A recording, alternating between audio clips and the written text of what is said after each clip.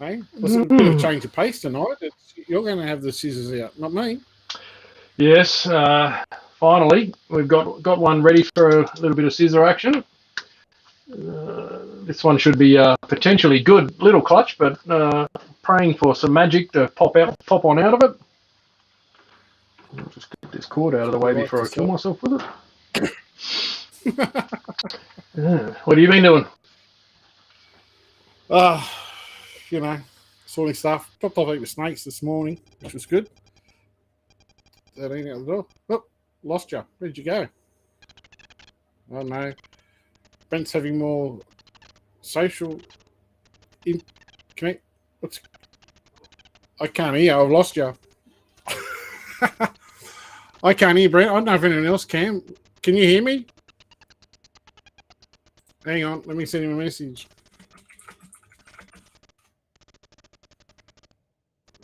We go off Brent. Chris, Mitch, Brandon, Christopher, Zach. Hey guys, how are you? Brent's technical stuff is playing up as always. He'd be loving it right now. Yeah. Can you guys hear me okay? Just let me know if you guys can still hear me. All right. And I'll talk garbage while Brent's sorting his stuff out. Lost him, yeah. Hey all, Jaden, how you going? You guys can't hear Brent? Yeah, Brent will sort his stuff out. He'll come back in a sec. As long as you can hear me, that's yeah, sweet, good. How is everyone tonight? I hope you're all well. So, for those that are probably seen the title, Brent's cutting a caramel double het Granite Albino and an Albino Het Granite. So, yeah, Brent actually, it's funny. Brent's got himself a brand new laptop that he picked up today. Had it all sorted, and then his IT guy set him up an antivirus on it. He set the antivirus on it, and now it doesn't work. So how good's that? So I'm back now, I think. He's back now. So Brent's very excited. Was very excited to try his new laptop out and microphone and everything after all the dramas he's had. And antivirus on the brand new, lovely 17-inch laptop that he just got. And yes. It doesn't work. And after I had a hissy fit and threw all that out in the backyard, that was my IT guy calling me back, which cuts out the stream from my phone. So is that what it was? That's what happens, yeah. If you get a call that cuts the stream, kills everything. Oh, cheers, mate. Yeah, no worries. I'm okay, thanks. So am I. Well, it's Friday night, isn't it? It is Friday somewhere, mate. Yep. It's Friday for me, or Saturday for me. I don't care what. Doesn't matter what day it is. It's all the same. Any day is a good day for a beer. So anyway, so I was just telling everybody that you're cutting a caramel double het Granite Albino with a Albino het Granite. Is that correct? That is spot on. The little caramel double het boy is he's a miniature guy. I didn't really think he'd have much of a crack, but I brought him down to the adult room very late in the season, and he didn't really have much time for cooling. And boom, throw him in with a couple of girls, and he was straight onto it, like just instant. Unbelievable how keen he was, and no combat, no nothing. First timer, threw him in, bang, hooked up. I was like, wow, this kid knows what he's doing. Like so, exactly. So I just gave him a couple of girls. Didn't want to sort of bust him up too much first season. Flick that other camera, Dad. Throw the egg cam on. We've got one. If you can't see him, we got one little head. One fella's is the one that pipped. He's about to make an exit. Yep, we can make that a bit bigger there. We can see that. There we go. Yeah, I'm just watching him. He just popped that light. Will probably annoy him now, but he just popped his head straight out of that egg right then. Well, it's an albino by the look of it. It is an albino. It's I can't see the top of his head. Just normal albino by the look of it. Doesn't look very granity on top. Yep. So yeah, I was surprised that little fella was so keen. So this clutch was very small. I think it was 11 eggs, and she's a pretty big girl too. So I sort of blame him maybe more than her. She's laid more than this before, and a few went off. So that's probably him too. So left with 8 eggs. So we've got to try and pull some magic out of 8 eggs. Really, caramel granite's all I was really hoping for out of this lot. So 1 in 8 chance, I think it is, roughly. So if we can get a little caramel granite out of these 8 eggs, I'll be very happy. Yeah, excellent. That's the way we go. So a few people now that you've kind of got yourself together, I was saying some hellos. Might as well go back to the start. So Chris Fry, Mitch Ford, Brendan Young, Chris Fletcher, Zach Dixon. Hey, buddy. Mr. Muzz Williams. Zachary. Zachary, Hickory, Dickory, Zachary Dot. I won't go on with the rest of that poem that I know. Yep. Mitch, Daniel Millard. Who else? Jaden Cousins. Zach again. He's very busy. Can't Brent. Maggie Harriman. Hey, Maggie. How you going? Haven't seen you for a while. Hope you're doing well. Chris Wall Roberts. Carl Smith. Jake Taylor. Emma Dixon's in the house as well. That's good. They must Emma and Zach. I wonder if they're like the sort of couple that sits there and send each other text messages when you're in the same room together. Like, can you get me a coffee? They tuned in separately, so they're probably like at either ends of the house, you know, watching independently. I got friends that are like that, eh? So Yeah. They'll be in another room instead of just saying, "Oh, do you want a coffee or something?" They'll send a message. Can you make me a coffee? I'm like, really? Message or just Facebook it across to them, you know, like tag them in something. Yeah, that's it. Good, Jay Taylor. Hey boys, how you going? All good? Yeah. I'm just trying to see if I missed anyone. Can you always gamble? Yeah, funny ass. Yep. Katie Gordon, Anthony Daniel, Elizabeth's in the house. How are you, Elizabeth? Alan Walker. G'day, Al. Gary Reid. Sure. I'm just trying to remember who you've already said, Zia and everyone else. So Yep. If you're rolling in there. Hey, Julian Hutchin, wants his water pump for his Commodore, mate. I'll drop it off on the way to work, buddy. WP 5000 coming up for his VE, no problem. There you go. VE. Still going. Actually, he's got a VF one that I tell you, you drool over. It's a good bit of gear. He took me for a little test drive in it a month or two ago, and I haven't been in a fast car for a while. I hope I didn't leave too many stains on his seat because it was. It's obviously quick. Not mine with the V6 in it then. No, definitely not this thing. It's HSV power and not naturally, not normal either. Very, very quick little machine. It's got some forced air pressure going into it, has it? Yeah, it's got lots of things going on under that hood. Very nice. I know we're side jumping here. I actually followed one, it was a couple of months ago now. Nice Series 2 VE, and it had some work done to it. It sounded so nice, and a nice lumpy cam in it the whole lot. It was just, sitting at the lights. And you can hear some that put an exhaust on it or whatever. Sounds nice. But you can tell this guy had the motor out. It had some serious work done to it. Yeah, the whole car was just lumping at the lights. And I'm like, oh, that's nice. Sat on nice rims. It was sitting at a nice ride height. Just a beautiful car. And I'm like, the last of the VFs anyway. Yeah. I'm like, I miss going to car shows, seeing all that stuff. All right, we're ready to snip. Yeah. So anyway, we're sidetracking there. If we start talking cars, it'll be the end of it. It'll be on. No. We'll have to change forums. Yes, we'll have to change the title. Talking crap about cars.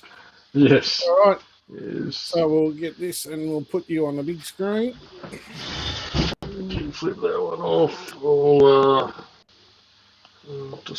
That might just stay there actually. That should hold up. You can see everything on this camera, I think, anyway.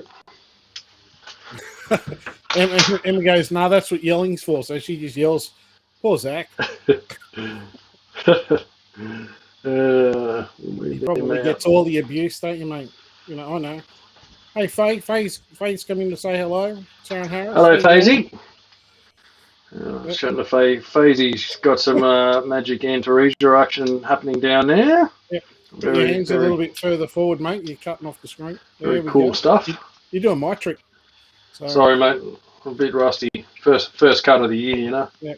Anthony Daniel says, getting the snip, not here for that. If you go and see Brent will give you the snip. He's very good with scissors. That looks quite nice, mate.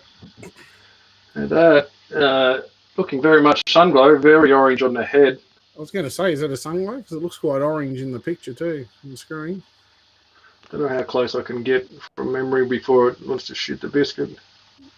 Out of focus there. Yeah, that's fine. That's it.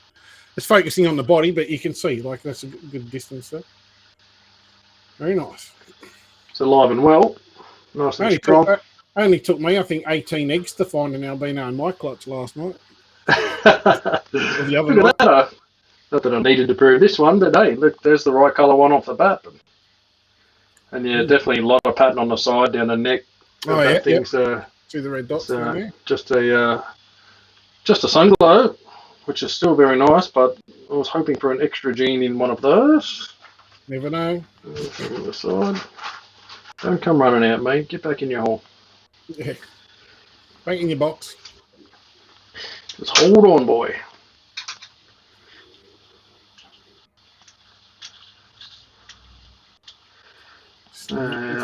These small clutches worry me sometimes with chasing odds. Yeah, when you're chasing odds, I mean, sometimes, like we were saying the other night, a small clutch is nice, but when you're trying to work against the odds like me, 20 eggs and I still couldn't hit it, so... Ooh. It's granite. Caramel? Not sold on caramel. It's quite orange on the side. Different. What it looks like. Like you seem to have a dark back and like almost a completely orange side on it. It looks really nice. I'm not sure on that. The sides are. I have not seen that colour on the sides of the granite before. That might be it. Because that's what you've been after, isn't it? Caramel granite. That's all I want. This is like sort of thing, so to speak. 4 years in the making for. Because I've never hatched one, I have no idea what they look like, but I've hatched many, many, many granites, and that does not look like the normal colour they hatch. They're really dark right down the sides, the normal granites, when they come out. Yep. And that thing is far from it. It's got a real weird, it's quite dark up the top of the dorsal, but it fades out a lot. Yeah, his pattern almost disappears when it's halfway down the side. Colin Schumacher's in the house. G'day, mate. I hope you're doing well, buddy. How are you, mate? And that's plural, that word you've put in there. It only applies to Brent, and homos does not apply to me, as far as I'm aware. Anyway, last boyfriend said it didn't. Colin. Homos indeed. Yeah. That looks pretty funky. That's definitely. I actually like the way you have that kind of dark pattern on the back, and then almost a defining line where it just completely changes colour and everything. Yep, I'm just going to crack this open a little bit more. You see his head in there? Yeah, his head's right there in the middle.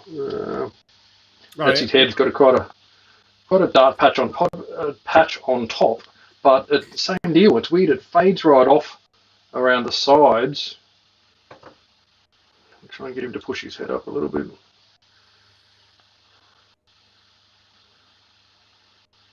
It's a good looking critter. It'll be interesting to see what it's like once it's out of the egg. Yes, definitely. It's like it's almost like it's a, it's not, but it's almost like a chimera in essence. It's got like a wild type pattern down the back, and then the bottom half's caramel.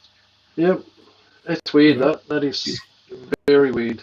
I'm not sure. I can look after it for you, mate, if you don't have room. I'll probably make a tub for that one. I think. We'll see. I'm not sure of that. That's something. That's granite. I'm unsure. Yeah, Anthony Daniels is keen to see that one after its first shed, and I totally agree. That'll be quite cool once it's had a shed. Just keen to see it out of the egg. I might poke it a lot tonight. And that's the thing. Like you can breed the same two animals year after year and constantly get, unusual stuff thrown into the mix. Just through polygenics. Nice. Whatever that one was, this one's another one. I reckon. This one's a little. It should be in the same egg. They look like twins. Little darker, maybe. Doesn't that one? I don't know. Like I'm only going off your camera, but doesn't look quite as defined from the back color to the belly color. Like you kind of just blends more. Whereas the other one, you seem to have almost a distinct line. You almost have that distinct line down there. Where it goes from, say, a wild typey granite type color through to the orange, for argument's sake. Good ads. Good start for granite. Yeah. So I think, I don't know, it's the same with the head on that. It's really, really dark on top. Let me see if I can get a shot of the side of that. Focus, you piece of shit. It's focusing. I'm gonna, There we go. Yeah, it was. I'm gonna smash something electronic tonight. I'll try to do it after the show. There's so many comments went flying through my head at that point in time, but we need to have one of our private show. Brent and I have talked about having the uncut, unedited. Yes, few the adult beers only section. Where what goes through our heads actually comes out our mouths rather than being blocked. So I think it would be quite funny, but it's a good looking crate. You can see how it's darker on the head. What are the eyes like? Just normal Granite. They're quite light normally. I don't know why it's not focusing up closer than what it is, but anyway. That's cool. Adam Ant Sober, hey guys. Peter Knox is doing well so far, mate. They look awesome. They sure do. Anthony O'Daniel even says doesn't look as orange. Very nice, all the same. Emma loving the odds.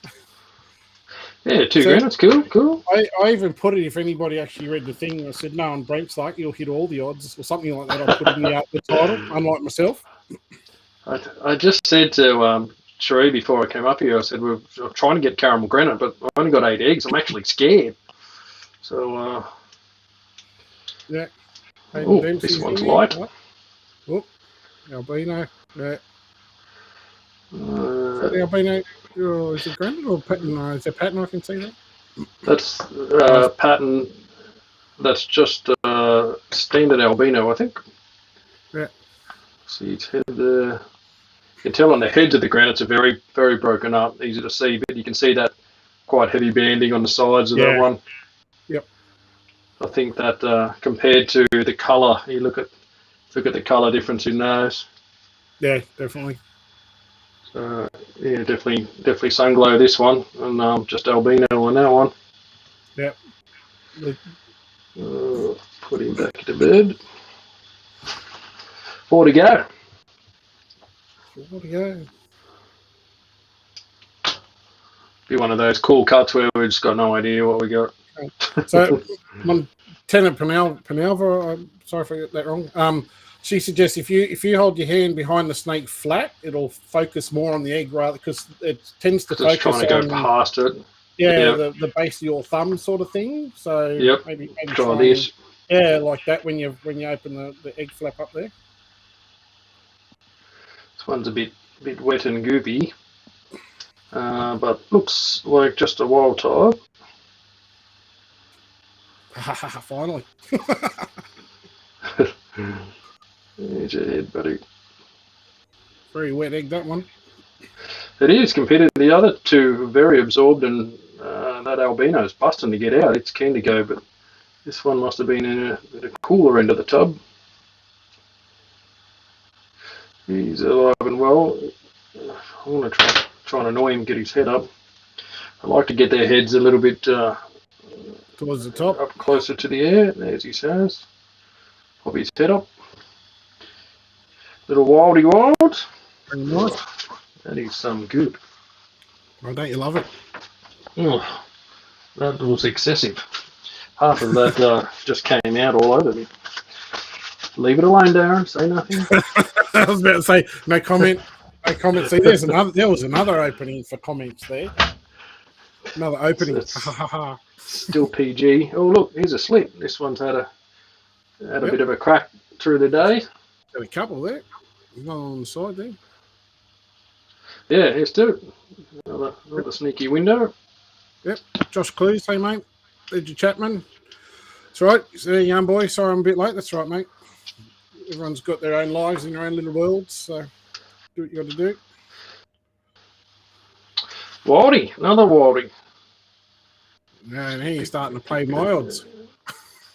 Yes, well, they come. Let me try this one, focusing better under. Yep, it's probably a little bit further away. Not too bad there. Yep. Still doesn't. I think it's just taking in more of a general focus of your hand, I think. I don't know what it is. Yeah. Maybe try slipping the egg on your fingertips and on it that way, sort of thing. It's very annoying sometimes. Let's go high tech and have a whole white background. Oh, there we go. Yep, that's working. It's interesting. It actually makes it, I think, like when I do mine, when you put that white paper on there, that snake obviously is now darkened up because of the brightness. Yeah. So So it's just, to me, it's like wild type as. So. yeah. So I think next time I cut eggs, I might take the white paper off, put something dark down, and see how that goes. Because a lot of the times I notice, you know, when I cut like those ghosts, almost look black. You know, they look very dark. But Yes. to me, Yep. they're like grey colour. They're like your bench top. You know, Yep. light colour on your bench top there. So I might try that instead of having white paper. You think white paper would make it look clearer, but I think it's just because it's so bright, the camera tries to, you know, adjust to suit. Bounces the light off it a bit. So maybe I'll get a black sheet or something to try them on. Yeah. Two to go. Yeah. Ooh, it's light. Hey, Tom says hello. G'day, mate. Gaz Langley. Hey, Gaz. Peter Knox reckons there's two Sunglow granites left. There's one Sunglow granite left. Brent said he's going to give it to me. Almost. That is a Sunglow. Missing granite as well, I believe. Very light. Yeah, a lot of pattern on that head. Yep.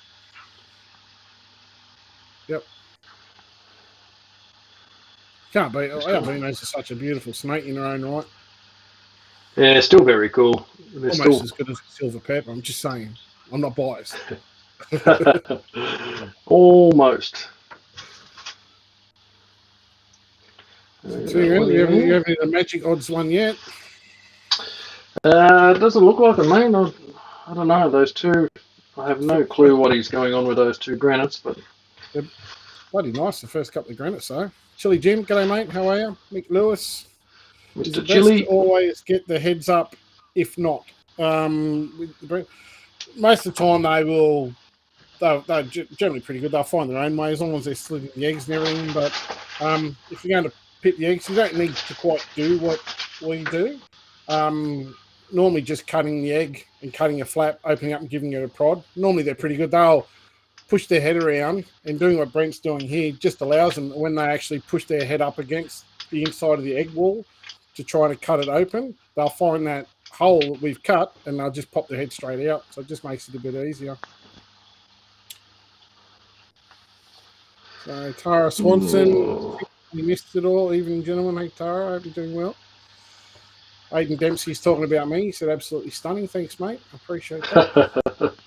Rare compliment I don't get very often. Emma Dixon, is this the only chance for caramel granites this season, Brent? No. No. There will be more. Brent has a decent season coming, so he's taken over quiet season this year, and Brent's taken over. So yes, he'll be doing most of the egg cutting. It won't quite be my 50-odd clutches like I had last year. Crazy season. Won't be 50 year either, but it'll be more than normal. It's a good looking one. So what's that one? Just the albino, is it? Just albino, I think. It's got some crazy colours on the side of it. It's even on, like there you can see there's quite a contrast in the head itself when you get on the right. Yep. Some real extreme reddy colours in that side banding. That's very weird colour. Also, obviously, couldn't be the IJ mix. Mixed into the albino stuff. They throw some crazy coloured albino combos. So how many albinos you reckon you've seen from the granite line? Like would you have over the years? Have you had would you have 20, 30? Yeah, quite a few. 10? Yeah, I've got I've got adult ones that are 50% IJ, 50% Darwin. They're very nice. They're bright. Like I think they're like in the natural albino form, just a brighter sort of look than the standard old Darwin.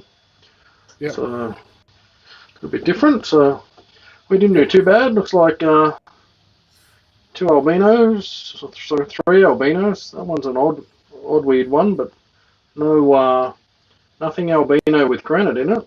Nice, very nice Sunglow. Done a lot of pattern on that, but head patterns definitely doesn't look granite. So a couple of wild ears, and then the 2 I'm not sure of. I think they're just granites. I think it's just a weirder coloured granite than what I've had. It's different pairing, obviously. Just a bit of polygenic influence. Maybe it's the Darwin influence. You actually get quite a few of that light coloration with Darwin influence, depending on the, from the albino, obviously, side of things. So, quite nice. Looking at how dark they are at the top of the back and the top of the head, I can't see that being caramel granite. I think that's I don't think it's just granite. Yeah, I agree. At first I thought maybe, but I thought, no, just if it's too caramel, it's just doesn't sit right. No. Yep. Generally, when I hit it, and I'm just not sure with them. So generally, when I'm not sure, it's not it. When you see it, it's. Yeah, caramel's normally pretty standout. Yeah, big time. Definitely in something like that, like in albinos, where you got albino or sunglow, it's a little bit harder, less obvious. But with things that are wild type or caramel, or certainly in xanthic and ghost, you certainly get a much clearer picture straight away than mixed into the albino sunglow mixes. Yeah, that's it. Mick Lewis, no worries, mate. Anytime we'll try to help. Just answer things as best we can. Hey, Kurt, Aggressive Pythons Australia. Kurt Loveridge in the house. How are you, Hey, mate? Kurt. Usual Brent odds, only a wild type or two. That's exactly right, mate. It's unlike me. Any cutting show from Daz is wild type central. I do my best. That's probably about the right odds. That's nearly spot on odds, because that's albino head to double head. So quarter of the clutch should be granites, which it is. Half the clutch should be albinos, which they are. Yep. It's about the right numbers, but we just didn't get a lot of. Hopefully, to get some granite into the albino and sunglow stuff would have been nice, but that's. We needed another 12 eggs, mate, so you had an even 20. It would have been right. Exactly. But, Christopher Fletcher says, let me just before I read, we'll just modify this screen. We'll leave them sit there. That way you can see our ugly faces. How you going, Brent? Oh yeah, how's the beer, mate? Nice and cold. Yep. It's number 2. You look like you're struggling a bit with it. I'm struggling. I've even got my little green handbag here. The beach bag. With extras. Even my wife said you need a little hard esky to put under the table so you can keep them cold. Oh wow, special.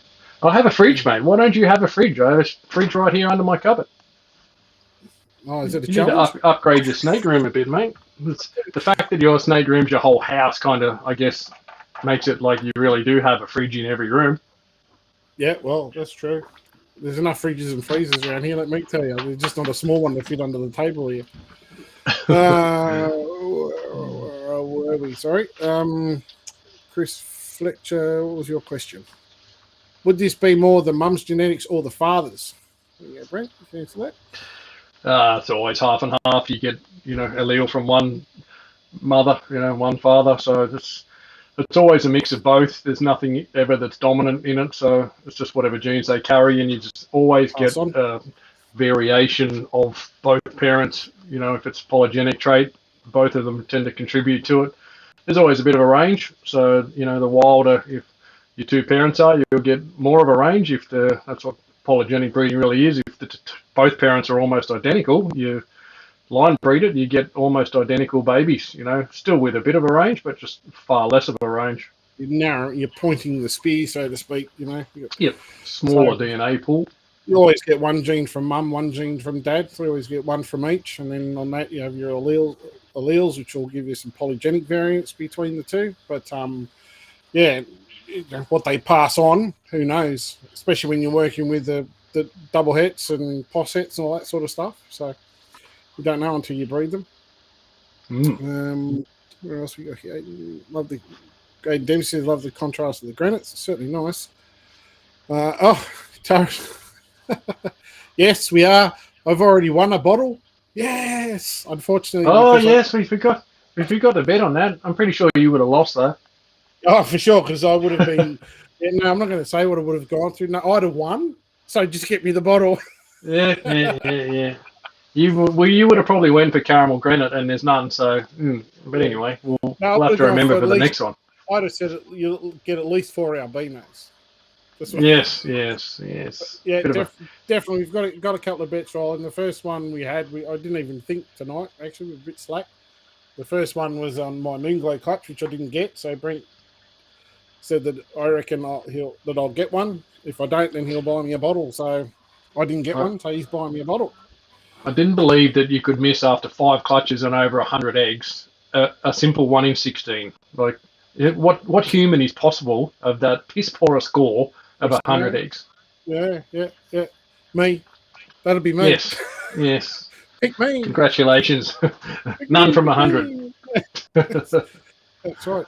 Are you cutting any tomorrow? I know I've got clutch due, hasn't picked yet. I actually put a Het Granite Mac over a blonde Mac, and they picked last night and all came out of the egg. So it's like they're all wild type, and they're only obviously 50% Het Granites, but I wanted to try to introduce some of the light blonde matte colours into the granites. So, but I do have the granite pepper clutch that we're talking about due. So hopefully in the dying for that. How many days is that? It was laid around. I haven't got the data in front of me, but it was laid around the same time as that albino clutch we picked. There was only like a few days in between it. Difference was they sit on different shells in the incubator. And the second one, the granite one, was obviously a bigger clutch. I think that was 20 eggs. Yeah. And I've lost 2. So it's still a decent clutch. A decent mix. You know, so that'll be that one. Samuel Dittmar, g'day mate. Sorry I'm late. Looks like I missed everything. How did we do?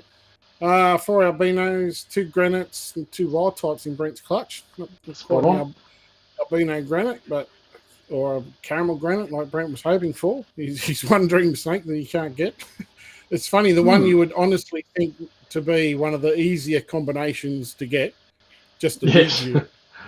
You know? Yep, don't want the double recessive. I just want it incomplete dominant with the granite in there. That's a simple request, but it will come at another day. Kurt's saying, don't talk your way out of it, Brent. Cassidy can't complain of those odds. Nope, certainly not. Could be that Het for granite. Could that be Het for granite now? There'll be POS Het granites. Yep. They will. All the albinos will be 66% POS for granite, because it's basically a Het to Het granite pairing. So but all the brown stuff will be 100% Het albino. So those 2 granites will be definitely Het albinos, because it cannot be any other way with one of the parents being albino. Yeah, that's it. Sorry, going through here, Carl Smith, that one. Yes, it is. It's my man purse, Aiden. Yep, that's right. Wish I had room for a beer fridge in my snake room. I've got one, mate. Here it is. It's a mobile beer fridge, and it holds just enough. With a room full of tiny snakes, you think you could fit a fridge, mate? Come on, you know. Something if 300 snakes in one rack, you know, you should be able to manage it. There is room here. There's actually the perfect spot under here for a bar fridge. But my fan goes under there because it gets quite like your snake room. It gets a bit warm in here sometimes. I actually got the air conditioning going on to try to stop the sweating that goes on in here. It gets a bit hot every now and then.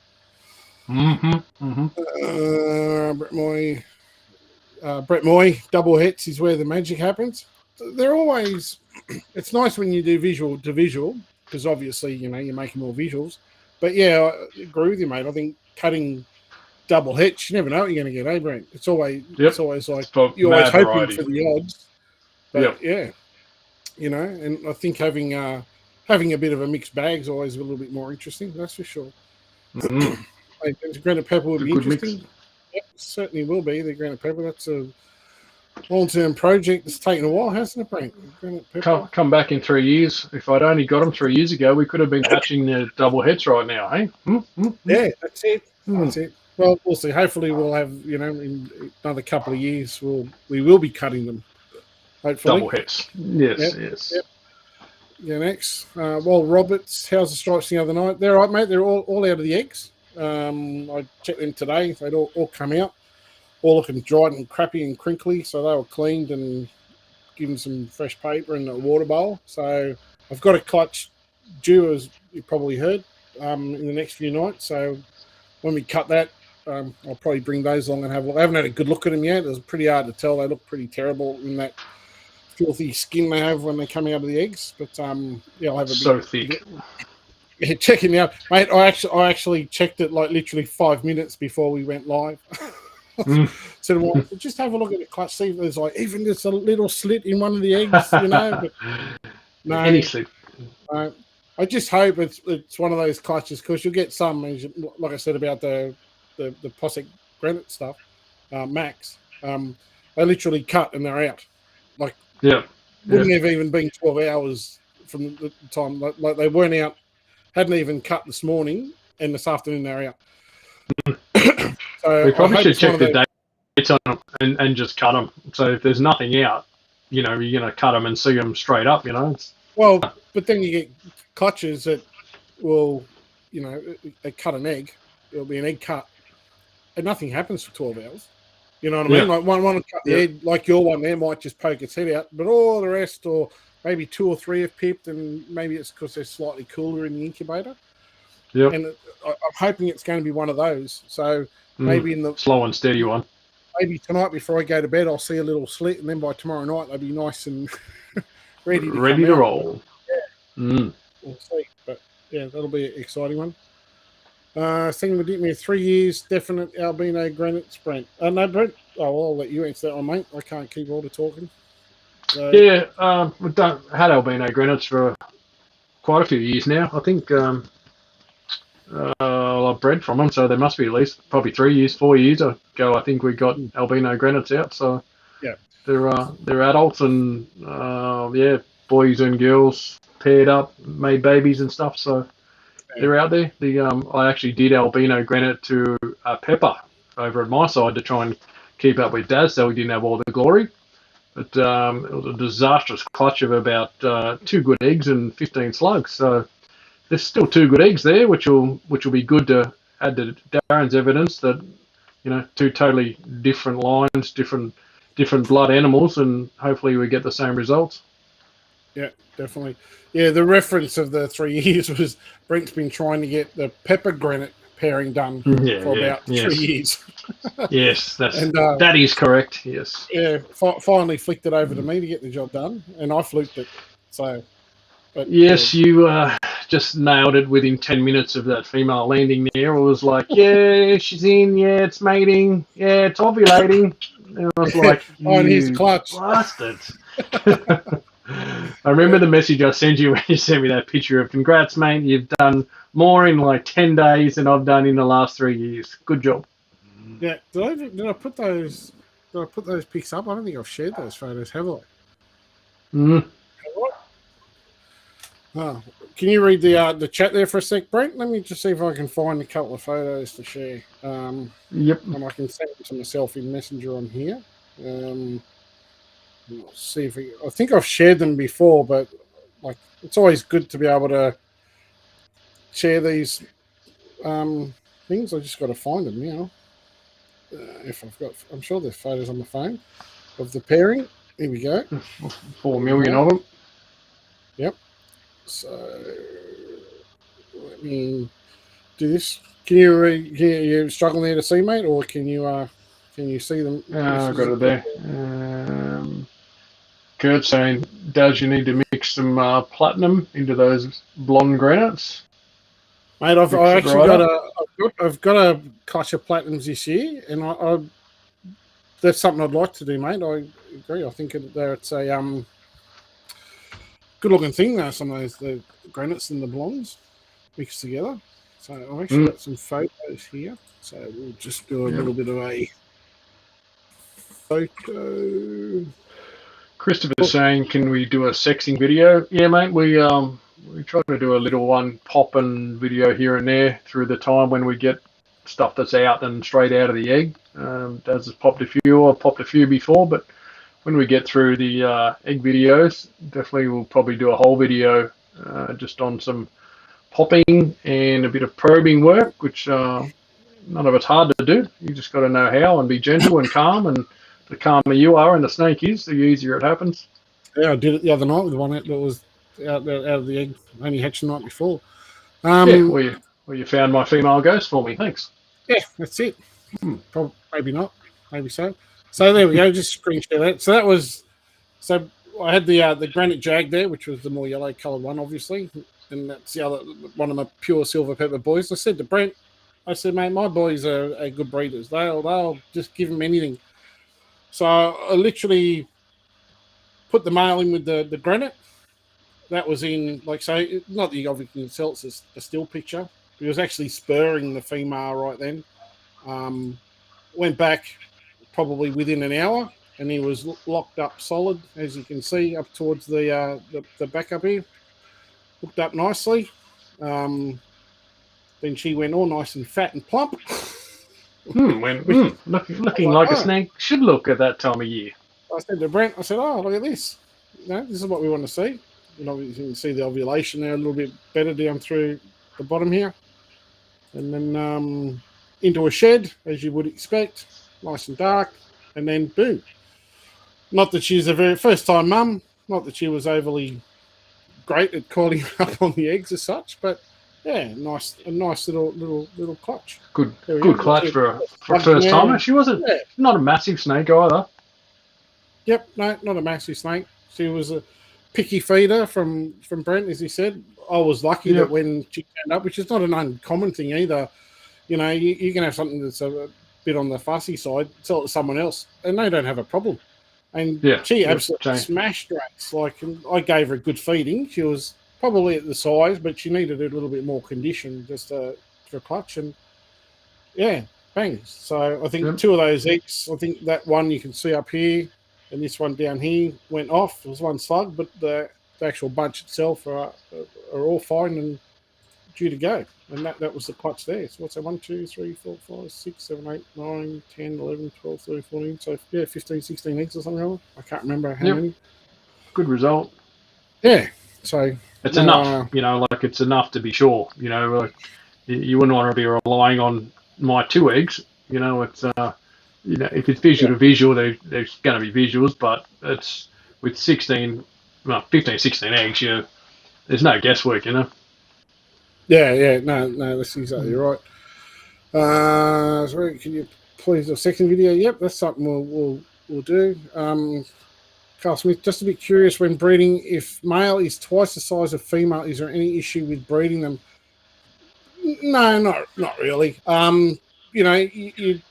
Any introduction of any pair of animals at any point in time should always be well monitored. You should just go, I'm just going to slap it in with there. And that male's still on feeding mode. Really, I've never had carpets actually eat each other. I have had them bite each other and coil up on each other when they, think it's a food in a food response way. But I've always found they let go. But it's well documented in BHPs. I've seen it in Antaresia. Where a BHP female also will eat the male. So whenever you do any sort of introduction, you should always watch and monitor to make sure they settle down and do that sort of stuff. Size of male to female. When you look at carpets in the wild, normally the big ones are the boys. So they fight each other in the wild to mating rights. Yeah, thank you. To fight for the rights to mate with the female. So, it's all good. I like to try to keep, I don't know about you, Brent, but I like to keep things of similar size. But I've had, like those breadlight girls I had, they were in the 9 kilo range. And so when you put a 3 or 4 kilo male with it, well, a 3 or 4 kilo male of anything, it's still decent size. But, it's a lot smaller. So, still gets the job done, though. That's exactly right. So I mean, it certainly doesn't affect performance either way. I don't think. It's like you say, it's just a safe factor with any animals of any size. Just be cautious. So you don't want any mishaps with just that initial entry, that normally stirs things up. So make sure you're aware. I've got to reach in here because apparently Lost your car keys in your handbag, mate. I've got my car keys in my handbag. So tonight was relaxed night for me. So oh yeah, because all the other nights you're flat out. Yeah, I get it. I'm a busy man. I'm you're entertaining. Because I've even got the lemons. Like I was completely organised. Fully optioned, mate. I don't drink much anymore. Luckily. It's a school night and all. Yeah. No, it's not Friday night. I told you that before. I don't know what night it is for you, but for me it's Friday night. So I'll put the leg over there. What are you replying to? It's not. No, nothing's hatched yet, Samuel. Hopefully soon, buddy. Next few nights. So keep your eye out. Going back to the point I was saying about hoping the egg just slits. That's because I want to be able to give as much notice. We both want to give as much notice so more people can come and see what comes out. Darren Boswell, howdy guys. Ledger Chapman, I'm starting to get my first ever clutch. They are jungle carpets and now an incubator that Dad made, and it was clutch 12. Nice, mate. Well done. Cool. Good on you. Yeah. Nothing Always is more the first. exciting. Yes, the firsts are like magic, But I've got to say, after I don't know how many hundreds of eggs, it's still super exciting. It's the best time of year. It's the moment all your hard work pays off. You get to. It's a lucky dip. You don't know what you're going to get, so it's always you never lose that excitement. But I remember the first time, like you pee in your pants, when it's go time. So it's good. And I know for over 20 years of breeding, no matter how many times you look at the eggs, they won't hatch any faster. I try every year.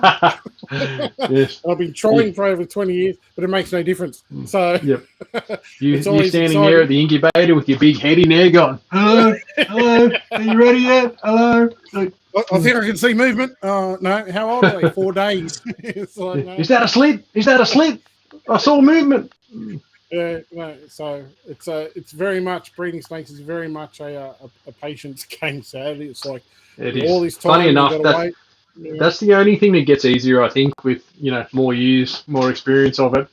The 60 days now is like it just goes. It seems like you're collecting eggs, and then shit, hang on, it's time to pip one. Like that part of it, I guess. When you've got more clutches, it seems you've got months worth of eggs coming. But certainly the excitement of any clutch hatching. I mean, any egg can be magic. People say, I just did this pairing of children's pythons. And where do you think all the new morphs come from? Just a pairing of something. And like that Darren Whittaker bloke, I'll just pair up my old Murrays here. Oh, hang on a minute. What's this weird silver pepper looking thing? Like it's any egg can be a miracle, Yep. And something, and there's lots of it. Like you go back for years, and there's been heaps of unusual stuff hatch out. Not all of it proves out. A lot of it's just random anomalies. When you look at Paradox and Chimera, a lot of it's just random. It's rarely reproducible. But yeah, to hatch something, and then the excitement of I have to grow it up or breed it with something else, and that whole line breeding thing to try and see if you've actually got something or not. It's fun. It's great. It's always enjoyable. Yep. So, and then that weird stuff that pops out, whether it's polygenic or chimeras or whatever, it gives you years more work, to prove it, disprove it, try and make more weird chimeras, paradox things, whatever, like trying to unlock the secrets is half the fun and keeps it interesting. Yeah. I always like to have a sort of a new thing to be chasing every year, so it's like this year, I have to get this, so I'll just put so much effort into that. This year was caramel granites. It's just annoyed me for 3 seasons. I'm like, I'm getting it done. Doesn't matter. And those double heads that you managed, so took the pressure off me. But there's always something, So it was caramel granites this year. Next year be ghost granites, and I'm happy. That was the end of my list from 10 or 11 years ago. So it's good to have something fresh every year to be chasing. I think that's also the thing too. They're all long-term projects. There's nothing fast in this hobby as much as we want it to be. Just, you're dealing with odds. I mean, you know, I know I referenced the Moonglow clutch. Brent and I managed to get a pair of caramel double het albino xanthics for Brent and myself, exactly the same year. Same day, same time. Out. Yep, same time, same from the same clutch. And Brent hatched yours out very first clutch, and I think you got a couple, didn't you, from memory? And yours are now what, adults and breeding? One male, which I was stoked at, one white one, which I actually thought was a moon. It was white, like, and it was this, like, came out of the egg, and it was the whitest snake I've ever seen. And I was like, it's a moon. I sent a picture to Sharpie. Sharpie goes, I think it's moon. He goes, you just can't tell. And sure enough, I thought it was moon for about 7 months. It shed one day and went a little bit yellow, and I went, oh, that's weird. And it shed next time, and I was like, it's a snow. It's at sort of 10 months old. It was very evident that it definitely wasn't a moon. So they can be tricky, those little white ones. So caution not to get too excited about white snakes, because they can turn yellow. Misleading. Yeah. But he's grown up, and he was breeding last year, bred last year, and bred again this year. So that's like you say, the luck of getting what you want, or like you being a useless bottle-winning person with 100 eggs and no white ones. Yep, that's it. So that's the fun of odds. You know, just because the ratios say that doesn't mean anything. So anyway, what do? Keep breeding, and next year's another year. So, Katie, I've got to say, the worst part of watching these cuts is the wish list growing. Yeah, don't worry, we're the same. Don't you worry. We see lots of stuff and go, oh, geez, you know, wouldn't mind that. But over time, as you start to accumulate more and more stuff, you tend to be less reliant on everything else. It's only when something new comes along that you see that you must have. But once you kind of get all those genes, you can start mixing and, you know, your own combos up and working. And, you know, I think I'm lucky, and I assume Brent the same. We have a good relationship, you know, as mates, and the ability to be able to share projects and work together, you know, to conquer the same goals. So, you know, instead of having to go, oh, I'll sell you this and I'll buy that from you, you know, which we've had these discussions in the past, you know, if you remember back in time. And in the end, I just said, mate, I'll give you that. You breed that to this, and you do that, and then we'll split this, and everyone's happy. Yeah. Yep. You know, but you've got to match.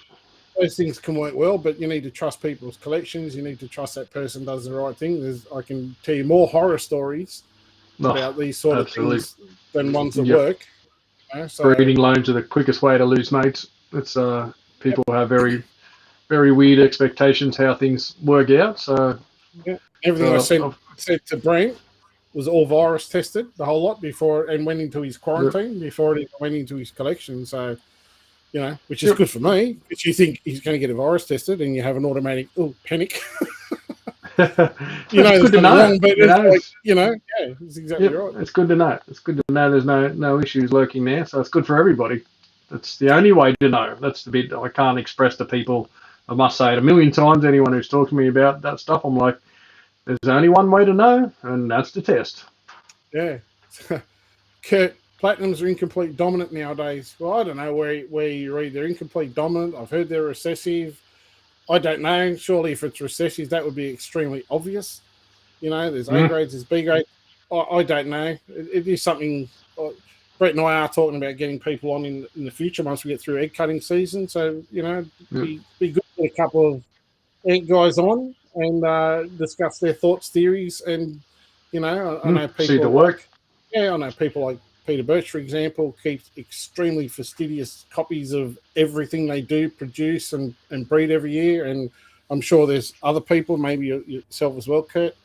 You know, so they're topics of interest, I think, anyway. Everyone has a difference of opinion, you know. Yeah. So the more it's discussed and everyone shares their findings, the more we'll get answers, you know. Yeah, it's no sort of bias. Darren Boswell, what was that one? What are you using for an incubation tub there, Des? They are, I don't know what they are. They're like a bread tub. I don't have one here. Do I? I thought I had one, actually. No, there is. There's actually, just let me see if I can slide back far enough, Des. Look, we've got 40 million miles of cord here. Oh, mate, it's pretty long. Like, whee! Slide back. Good to see you got pants on this time. Yes, I thought I should after the last time I did it. Don't mind that. That was just the lids. So this is them here, Daz. I don't know. I have found them on the internet once before. So that's the tub, right? And it's a little tray. You can see get that angle right. You can see the little feet that sit up there. They're actually like a 5 litre. I actually have water bowls in some of the adult python tanks that are exactly the same as these tubs. So I don't know where they come from. I actually got them from Cameron Meredith years ago, really cheap, because he bought a whole pile of them. But yeah, it just sits on and clips on top. But that's the actual tub there. Obviously, in that photo, you can see before the eggs were sitting on the mesh. And I just put a bit of water in the bottom. That's all I do. Bit of water in the bottom, put the tray on, put the eggs in, put the lid on. I have little holes soldered on each corner of those tubs. The lids are now over there on the floor. And I can seal them up if I want to or not. But yeah, that's the tubs. I don't know. I think I've got like 50 of them. I think 40 of those. And for my ants, I use system of tubs, little 5 litre. I think they are 3 litre and 5 litre system of tubs, just depending on the size of the clutch that I use. And they've just got the same sort of thing, that bread crate cut up. And I use a bit of bread crate. Yeah, I use a bit of bread crate, a couple of little pieces that go across the width of the tub, facing the floor, and then a piece that covers a whole lot in on top of that. So it gives the same effect. Bit of water in the bottom, and in they go. There you go. Simple. What do you use, Brent? You use the same tubs, Brent? Plain old tubs, mate. I have a massive variety of stuff. Most of this one is the one that I do. They're just a Bunnings clip top club. Where's it? Let me lead off this. Yeah. Well, they like a 15 litre thing, are they? Like just a little 10 litre. 10 litre for most of the carpet egg things. So they just clip. But I have quite a few, some Systema ones and some things, and same deal, just the standard aquarium divider mesh, a light diffuser mesh, eBay. And I just use these as the spacers, which you get in Bunnings for a couple of bucks. They ground, I don't know what they call it, some sort of ground flange pipe thing. Plumbing people will know, but pretty much, yeah, same deal. Mix in the bottom. Just sit 4 of those in the bottom, and the mesh sits on top, gives it a little bit of a gap underneath, and she's good to go. So, what do you use for substrate, mate? Do you using water, or are you still using like a vermiculite mix or perlite mix, or? I still do a mix of vermiculite and water, 50-50. It stays wet for the whole time. You know, it's quite wet in the mix when it's first made up, and I sort of make 2 or 3 tubs a week as I'm going along. If I think there's going to be a few clutches, I'll make 3 or 4, just so I have them pre-made and in the incubator, so that mix is basically pre-warmed. It's sitting at 31 degrees in the incubator, empty tub. And if I get eggs in the morning, I'll just grab a tub straight out of the incubator, set the eggs up, and off they go. Well, Sheree grabs them through the day now. She's fully trained and operational, she's the egg master. But I do like that mesh. Even for Antaresia, those little eggs sit perfectly basically in those little squares, and it stops them from moving. You can sort of just line them up along the squares. I've seen Emma and Zach use little pegs. Great idea. Yeah. Like peg either end just to hold the eggs. Yeah, so some people using pegs to hold them in place. I just get too lazy. I just stuck them, man. I don't even mark eggs anymore. They just go in, and I just don't touch them. You know, like people are always worried about moving stuff. I dead set. I'll put an incubation tub in there, and I'll lift the lid off it to fan it out. Those eggs will not move. You know, these ones here tonight have never been moved since the second they went in the incubator. So if you don't move them, you can't roll them. You know.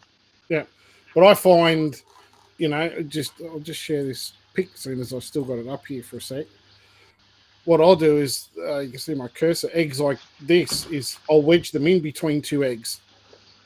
So I'll take that one on the bottom right-hand side there, wedge it in. So I actually use the eggs to stop as an anti-roll system rather than a peg. Yes. It's the same thing. But if I've got a few eggs that are just spot, and I'll wedge the egg in here and wedge the egg in there and so each egg acts as the buffer for the other one, and it just stops them moving around. And that egg there on the side here was actually one of those eggs that was free ranged in Free baller. Yeah, I pulled them off. So I just shoved it in there and just like wedged it in there. And same as you, Brent, I don't move it once they're in there. You know, it's like I'll unclip the tub, I'll lift the lid, give it a bit of a couple of shakes up and down just to create a bit of airflow in there. Put the lid on, I'll leave it, go to the next shelf, you know. Rarely do I ever take them out unless it's getting close to hatching, pipping, in which case then I'll start to pull the tub out so I can look at the eggs that are, you know, in a stack like that one to see the eggs at the back, because sometimes you get a snake that pips at the back of the egg.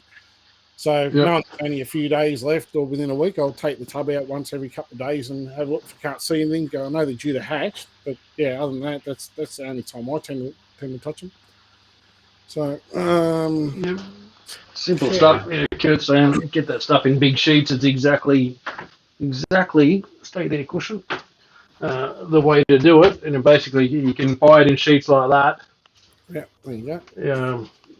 There's a place in Sydney that sells it. I'll find the place where I get it, and I always have a couple of sheets just lurking around, and you can pretty much angle grinder is quickest and easiest. Just trim it up to size, and you know you can make any tub be the right size for it.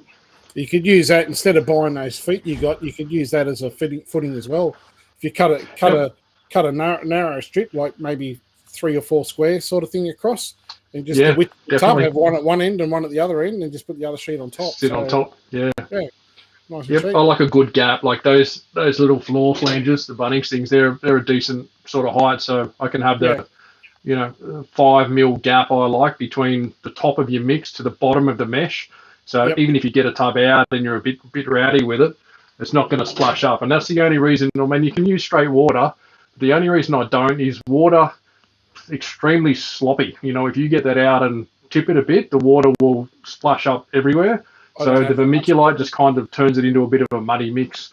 So even if you're a bit wild, it's not really going to splash and touch the eggs. So bit of a safety guard. When I say I put water in it, I'd be lucky to cover the water I put in it wouldn't cover the floor. You know, you put water in something and it'll pull to a side and then it'll slowly creep before it covers. It wouldn't even cover the floor. So, but as we were just saying, I never touch the tubs anyway.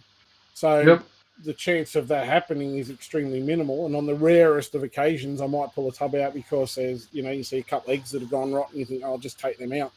But you know, if you're careful and you're aware of how you do it, I've never had an issue with it. But it is definitely a safety precaution. And when you go back in time, that was the way it was done. You used to mix the vermiculite 50-50 by weight with water and put the eggs on top, sit them straight on top. You know, that was, and then I used to do a dry bed of perlite. And anyway, that's probably enough information there for another show. Let's go on.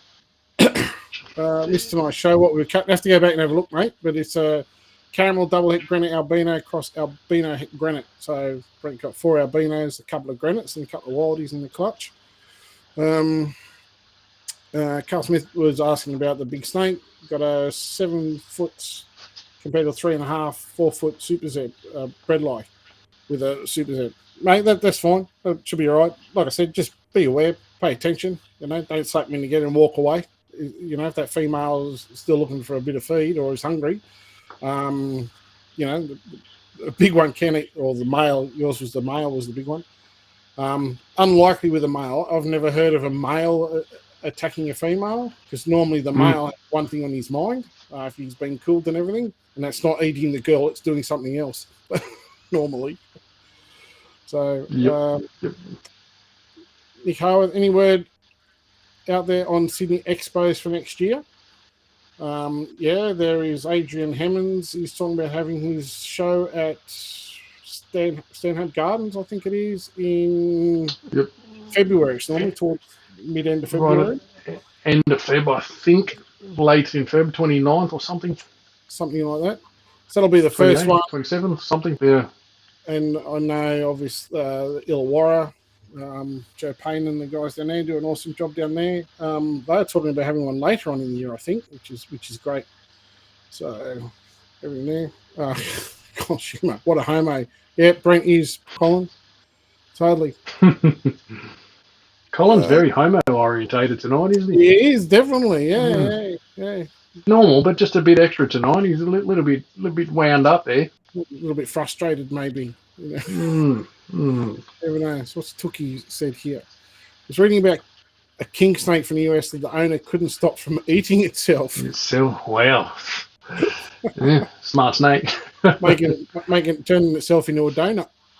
There you go. I've had few that often you'll feed, and it'll completely miss the mouse or the rat, whatever it is you're feeding, and bite itself and up on itself, and it's just like, really? You can't feel that? and then you just got to poke the rat somewhere in its body that it can hang on so it's happy and walk away. Yeah. And eventually it lets go and goes, what happened there? Who bit me? Yeah. So, but yeah, they do silly things, I guess. Because, cheers, enjoy the beer. I'm enjoying the beer. That's good. Your Corona's here, Cole. I've actually got one here for you, mate. There's another one in the bag yet. So I brought 4 just in case. So just in case you talk for an hour. An hour too long. That's every time. Next clutch will have Emma saying the next clutch will have a caramel granite. Brent, there you go. Let's hope so. Or I think Zimac might have a clutch very shortly. The one that Emma checks 400 times a day.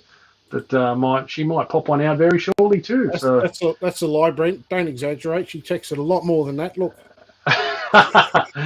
That is correct. We often get an hourly update from Emma on how many times. It's not yet. So like they say, I hope they get something up there. They've got a cracking caramel line going up there that they've made themselves. So it'll be cool to see they got some true caramel granites out there and about. Yeah. So like they say, I've told you a billion times. Don't exaggerate. I don't know. I think Emma's been glued to the front of that incubator for the last week. Stop licking the glass, Emma. Just get the snakes out.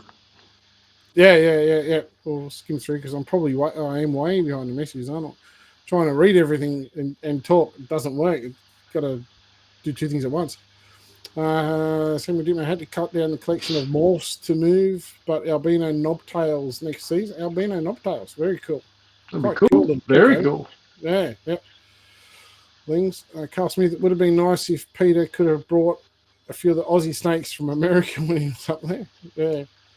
Would be nice, but the Australian government's not so keen on playing games, despite every other animal. Fish, birds, whatever, you can do as you want. Let's not start that talk there.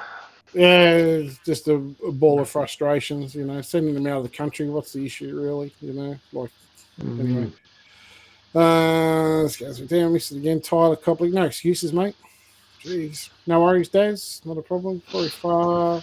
The Plastic Man. That sounds familiar. Yeah, Corey, with the incubation tubs I was showing. Yeah, the Plastic Man sounds like the place. It was in the back of my head. I couldn't remember where it was. Yeah, that's about right. They are quite cheap. I think they're great. The perfect size for carpet eggs. And I've had clutches of, I think the biggest clutch I've dumped in one's here from a Bredli, 39, I think, from a Bredli girls, and that fits in one of those. Yeah. That fitted in one of those tubs. It's very full and very heavy, but mate, they hatched them all. Yeah, I think that the head albino ones I first did, Brent, was a clutch of 36. Yep. In one of those. Three of those served me extremely well. Thank you. Yeah, I failed on that, didn't I? I didn't fail on the pepper granite thing, just saying. Hey, take it and run with it. I'm glad you did it. Yeah, we win. Can't ensure you get the tubs off internet. Yep, that's correct. Blah, blah, blah, blah, blah. Sorry, I'm just going to quickly skim through because Brent's riveting tonight. He's very excited. After live chat, we'll have to work out tech side of it all like Brent. It's not that hard, mate. We pretty much do everything from here. You just literally need a headset or something that you can hear with, something you're talking to, and you can do it on your phone. So easy going. Yeah, it's not that hard. Aiden Dempsey's being rude. You're asking if you're a B cup, Brent. Man, I'm happy I'm only a B now, mate. Earlier this year I was a C pushing a D cup, so I'm back going down. I'll be like Aiden, A for A cup, surely. So Yeah. Kurt put up link airfoil for that stuff that you've got for the incubation tubs. The aquarium grill. What's that used for? That the great stuff. You said it was aquarium. Is that just put on the bottom to put like the? They use it for fish dividers, like vertical in tanks where they've got bigger fish to stop. The water can travel, but the fish can't. And it's also used in overhead lighting as a diffuser. So when they put the lights up above it, and it tends to reflect the light out a bit better underneath to soften the light out. Yeah, especially with those marine tanks where they need the good doses. UV lights and stuff. Yep. Samuel Dittmer's asking, have you thought about water crystals, Brent? Like as in the tubs? Yeah, done it. Just experience with that. Pain in the ass. Yeah, I've done it. I've got tubs of the stuff down in the garage. That, every year I'd buy another tub. Forgetting I still had half a tub from last year. So. But yeah, I've done it. I don't know, just fiddly and shitty. You could probably make up a heap and get them done, and it'd be stable. Like they definitely don't slop around much. But that vermiculite, I buy this huge bag of it. It's not much money every year, and I just use the little Hatchie water bowls to scoop it out. 5 into those tubs and 5 cups of water. You can make up a tub in literally 10 seconds and in the incubator. So it's quick and easy for me. It's just time. Everything I do is more time based, and if it works and it's quick, then I'm happy. Yep, there you go. Simple. I've used the water crystals, and I actually had some bad times with it. I actually lost. Look, I don't know if it was the crystals, but when clutches would hatch, as you saw last night, sometimes they go underneath the grate, and they would go into that water crystal stuff. Now, some of those would hatch, and I could only assume they're looking for a drink. So, pips tonight, by the morning, they may have come out, and you find some in that stuff. I had several of those snakes die. So I stopped using that water crystals, and I stopped losing snakes. So now, you think they might have swallowed a complete crystal or something? They've gone in because, the same as you, it wasn't a dry mix. I put it in and it was just to stop the sluicing, so to speak, because I was using more water at that point in time. I did it for 2 years in a row. Both years I lost carpet pythons. Not all of them, but you have a clutch of 20, and for some reason there's 3 dead ones. Like and they'd be down in the bottom. And they'd be down the bottom. Oh, anyway. Yep. So I don't know whether they've gone in, they've gone, oh, let's have a drink. And obviously, whatever chemicals there weren't good for them. And I just went, I don't know if it is the water crystals, but it certainly, from everything I saw, it certainly pointed that way. I stopped using them and I stopped having the problem. That's why the following year I just went straight to just water. And it seemed to alleviate that issue. So, and like I said, it's literally just that'll do enough to just put moisture, and you still get the humidity in the tub. The water drop was forming on everything. Yeah, it's generally thought that people try to get above 90% humidity in those tubs, and I don't think it needs it. I know Neville up north has been doing dry stuff. Obviously more humid up in Queensland and easier to try these experiments, but I don't think you need crazy, humidity in there. I'm really going to start backing off some of these mixes like you do. Just a little bit of water, but try to get an overall humidity going in the incubator that all my lids, like what I would call extreme loose fitting, when they're sitting in their tubs in the incubator, I just have the lid sitting on like that. They're not clipped up. So basically I can come in, I just flap the lid. I just do that to pump a bit of air in and out, so they're not sealed and locked in. Then I have a water tub at the bottom of the incubator, which creates humidity through everywhere for the incubator. So I think they could go drier. In the wild, I hate the in the wild story with snakes because a lot of it's bullshit compared to captive bred snake stories. But in the wild, those snakes would not have access to that extreme high humidity where they're wrapped on eggs, in the desert, in dirt, in sand, in places that they lay those clutches. So they still do fine. You definitely in wild eggs, you see the eggs are often look a lot more dried out, and dehydrated looking than how we have the big bubbly, exploding captive type eggs. But they all hatch in the wild too, So it's but it's the same old argument, it was like, oh, you look at certain species that live in the desert, even bearded dragons, for example. Oh, it gets below 0 degrees out there. Yeah, it does. they're not sitting out in it. You Yeah. know, like you Yeah. don't need to freeze, whether it's a python from the desert or worm or whatever, or a stimson or whatever, or a dragon.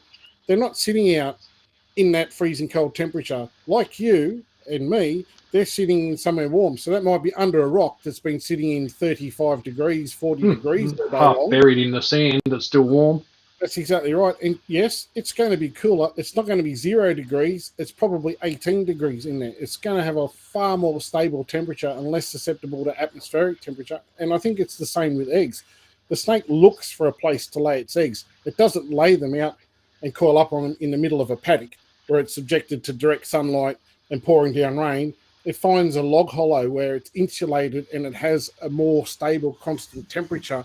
And these areas will probably retain some sort of humidity that's above what you would get outside. So when it's stinking hot and dry outside, in that log hollow or under that rock, it's still going to be cooler. It's going to be damper. It's going to be more stable. So, you know, you've got to think, you know, when was the last time you saw a photo of a snake on eggs out in the wild that's in the middle of nowhere? You know, they're not. They're always in burrows and ledges. They're always hiding somewhere where there's a more stable, consistent temperature. Yeah, they pick a spot, obviously is safe from prey, but also suitable for temps to be maintained. Yeah, and obviously then they have the thermogenesis to keep them eggs warm and everything, all that sort of stuff. So, like Richard's saying, maternal incubation, where females are pissed on the eggs when she decided they weren't wet enough. Yep, happens a lot. It's I'll take a dump in the corner right near it, or create some self-humidity over the top of the clutches, which sometimes works, sometimes doesn't. But you know, if they want it there, they'll make it happen. Yeah. Well, talking about that, chatting, I think you were there. We were talking to, or I've speaking to Birch in the past. He said with the maternal incubation stuff, because I was talking to him about it, he's actually witnessed some of his ants actually coming out, going through the water bowl, and going back on the eggs and drag it back around. You know, drag it back around to try and create some humidity. So, you know, I mean, they've been doing this shit for years, you know, years. So it's not the first rodeo. Eggs are tough, you know, like we think they're super fragile, but they're very tough in short periods of time. So if you've got an egg and water drops on it from your top of your tub, you know, condensation hits it and rolls off it, that's going to be fine, you know. But if that egg's touching the bottom vermiculite mix or water or whatever you've got in there for 24 or 48 hours, then you got a problem, you know. Like the eggs are tough, you know, short periods of temp spikes, a little bit of moisture, you know, but just things that over, like most reptile stuff, things that happen for extended periods of time, you know, generally create problems. Yeah. So Katie Gordon says here, I love the Orbeez. What are Orbeez? I was going to use water crystals recommended by Medusa's Den, pythons, rodents, rabbits, but I rushed it and used perlite first. Big failure. But Chakariki recommended Orbeez. Oh, there you go. And after ordering 1 million of them, I'm glad they worked perfectly. Well, it's funny, you know, I back in the day, you know, 20 years ago when we were incubating stuff, it was vermiculite, and it was a 50-50 ratio, generally by weight. Perlite. Yep. So, you know, you get out your vermiculite, you'd get out your scales, and you'd pour 500 grams of vermiculite and then 500 grams of water, not 500 mils, and you know, it's by weight. And then you give it a good mix up. So you squeeze it, no water would drop out, but it would clump together, and then you flatten it out, and the eggs would sit on top. It then went from there to putting a dry layer of perlite on top, and you would sit the eggs on the dry layer of perlite, and so it evolves. But I've never had any issues with doing it that way. It's just more work, you know. Like you said, Brent, you know, you got to get your 3 cups, and then you've got to do this and mix it up. I go to sit and go, there's some water, I'm done.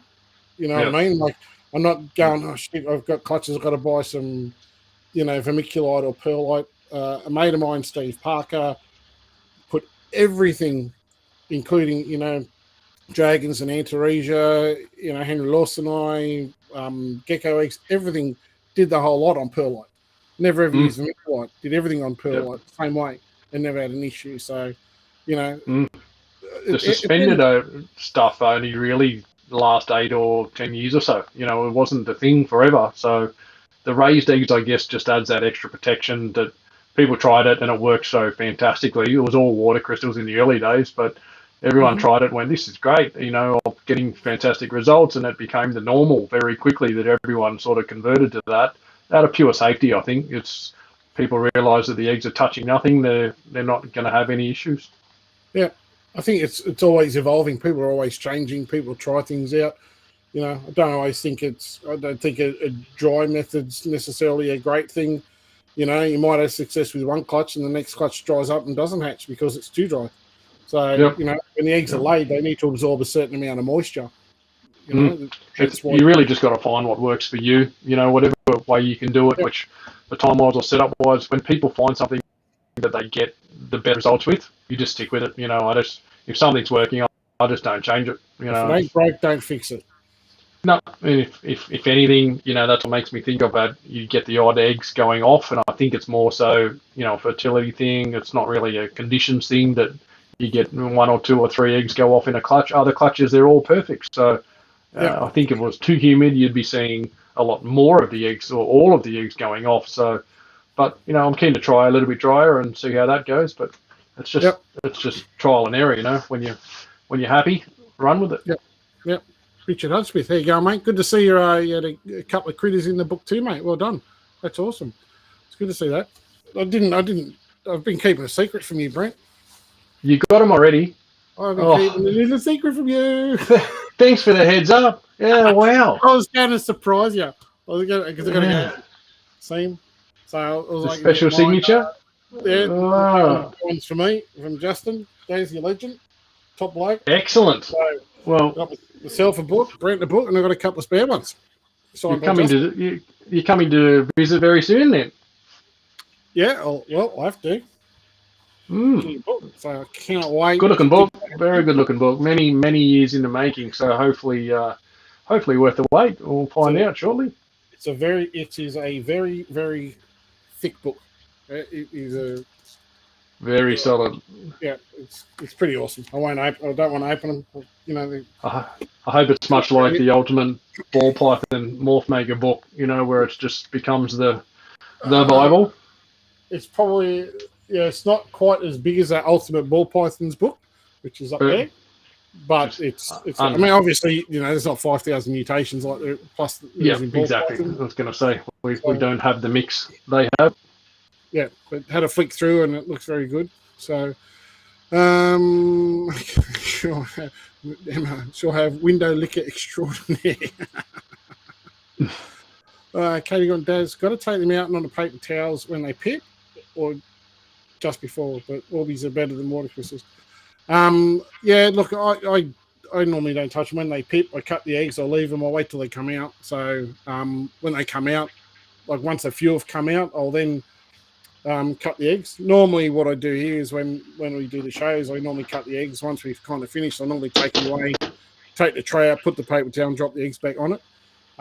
But sometimes by the time I finish, I'll just chuck them back in the incubator because they've been sitting on the floor for an hour and they're quite cold. So I just want to get them back into the warmth. So, all the ones that have all hatched now, the albinos the other night, they're all on paper towel and water bowls in there, sorted. Emma, Nev hatched jungle eggs by sitting them in his bathroom. Yeah, we've always said, the difference is instead of 55 days, for example, will be 95 days. Yep, more time. Yep. I think if they're too cold, they probably wouldn't hatch, but as long as it's in a fairly decently warm area, 26, 27 degrees, they'll probably hatch. Samuel, what's that say? Yep, agree with Brent. I have to wipe the lid of the antaresia every day or two because water droplets just form so quickly. Yeah, I mean, if you've got water forming inside your tub, there's enough humidity in there. Yeah, basically, it's basically 100%. Oh, yeah, that was what you said before. Richard, seen a couple of maternally incubated clutches where females have peed on the eggs. Yep. Yeah, for I don't mean to say simple in a bad way, but for such a simple creature, they know what they need to do to survive. They've been doing it long enough. Yep. Long before we thought we could do it better than them. Yeah, Katie, and let's not forget just how many wild snakes don't survive. 100%. definitely. You know, that's why they have big clutches, and that's why every species of animal that's highly predated on have massive litters / clutches. Rodents, the same thing. You know, that's why they have big litters. The chances of them all surviving are extremely limited. You know, who'd ever want to be swimming in the ocean and be born as a pilchard? You know, I'd much rather be a great white or a mako shark or something or other than a pilchard that everything eats. Kill a whale will do. No natural predators. Yeah, that'll do. Yeah, they even smash whites. So, Aiden, sounds like rough Saturday night. I'm not sure about you, Brent, but maybe Aiden does something we don't. Who knows what goes on in Aiden's head? He's a scattered unit. He doesn't know what goes on in his head. No.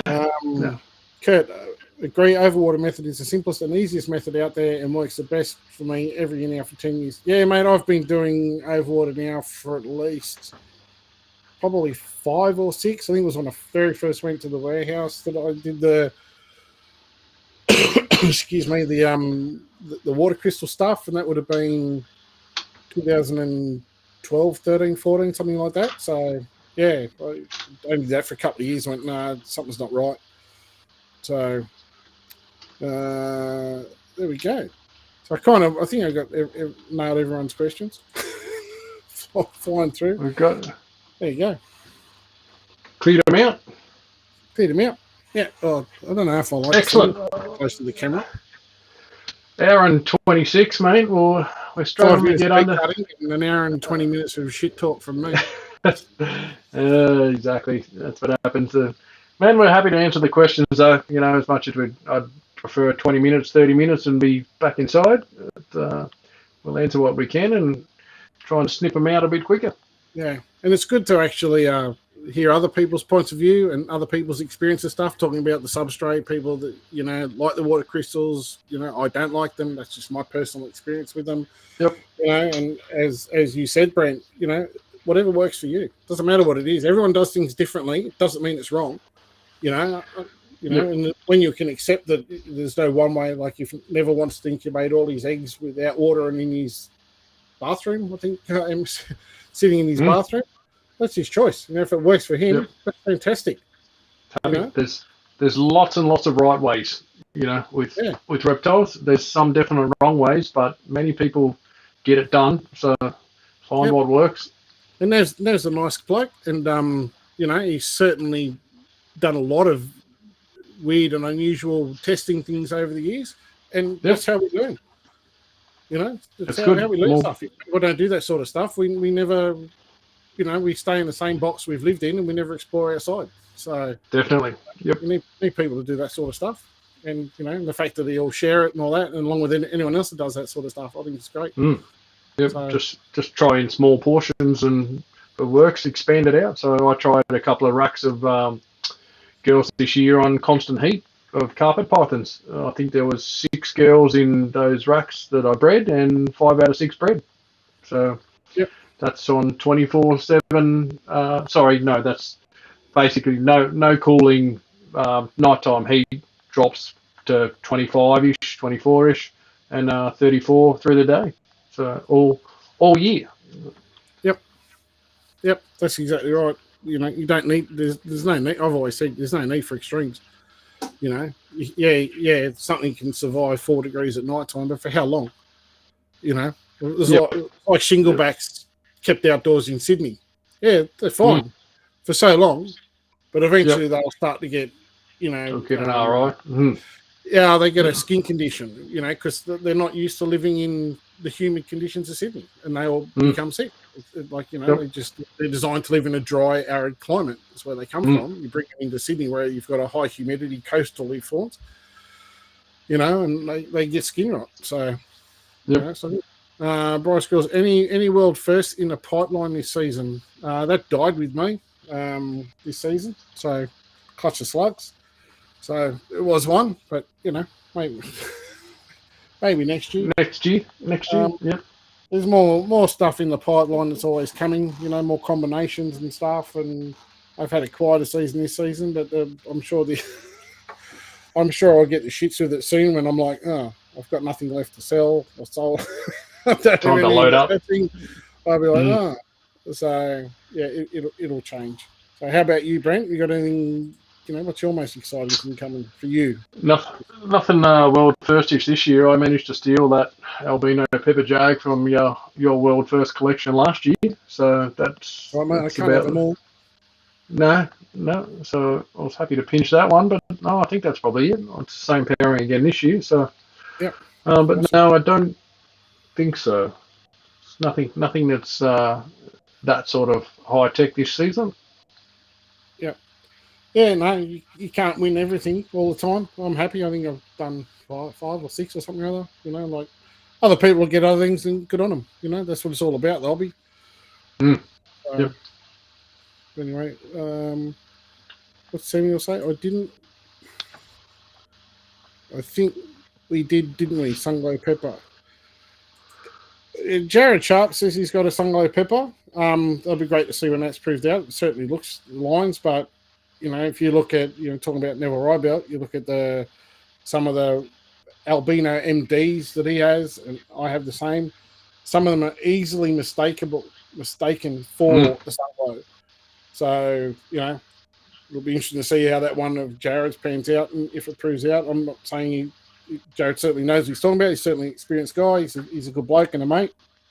I just decided on the question side, just because I've seen so much variation in the albino MDs, everything from your normal yellow and white to high yellow and oranges, which is more elusive of a Sunglow. What are you pulling out, Brent? Last year's one that last year's little world first happened to be close by. So you look at that. There you go. There's no caramel in that, is there? I don't know, but like we just discussed, it's near impossible to tell. I think that's just an albino. Yep. Because it's held now nearly 12 months old, and it's held those colours and pattern. I think it's got definitely, you can see the Murray influence in there. Whoops, sorry, mate. Yep. It's definitely got the Murray influence in there, that you can sort of see that it's definitely strong oranges and yellow edging. But if that was Sunglow or Super Sunglow, that pattern would be absolutely smashed out of it. It would basically just be an all solid yellow snake, much like a Sunglow Jag is, Sunglow Jag, yeah. Yeah, so it's. When you, yeah. Yeah, I'm guessing just an albino pepper jag is my best guess. Yeah. Jared. I'm just trying to see if I can find the photo of one of Jared's. I mean, he's got some nice animals, that's for sure.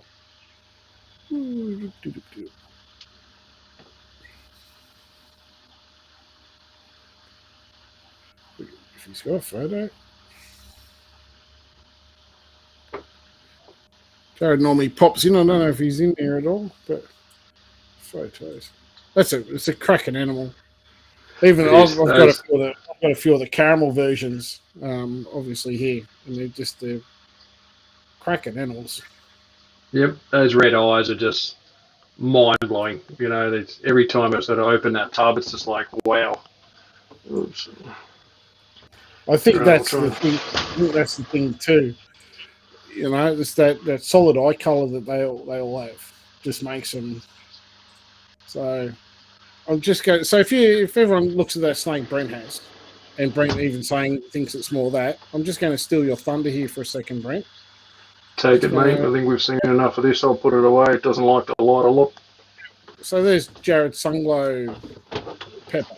So you can see a similarity between that and Brent. So, I mean, fantastic if it is. That's awesome. And I'm certainly not saying Jared's wrong or he's telling fibs, but it still has a lot of contrast in it and stuff like that. So, good looking snake. Oh, look at that view of Brent. Goodness mate. Hello. There he is. Nice bit of poo down the back of that little boy when I put him back there. Good job. Yeah. Must be eating well. Stands out well on light-coloured snakes. Paradox. Yeah. Anyway, we should probably get on, or else we'll just keep answering questions. Albino pepper jag, very nice. Go back to your normal camera. What, don't you like being in the limelight? Oh, I'm good, but they come here to see you, mate. You in your man bag. I do all the dribble of talking. Mm. So, anyway, we should probably call it, mate. I think we've been talking way too long. Well, I have. Sorry. Yep, it's time. I've got to go to bed. I don't. And Grandma Dixon is going as well, so there's definitely time. If Grandma Dixon's out, it's over and out. Certainly is. All right. Well, thanks for dropping in, saying hello. Enjoy having a chat, and hopefully we'll be back in a few nights with another exciting clutch. So keep an eye out on our page. Where can people find you? KHP Reptiles on Facebook, www.khpreptiles.com.au website, or Brent Smith on Messenger. Yep, and so I mean, really, by Mr. Morelia. Yep, come and harass us, send us messages, and we'll get there eventually. Thanks everyone. Good night, and we will see you all again soon. Ciao, guys. Thanks, guys.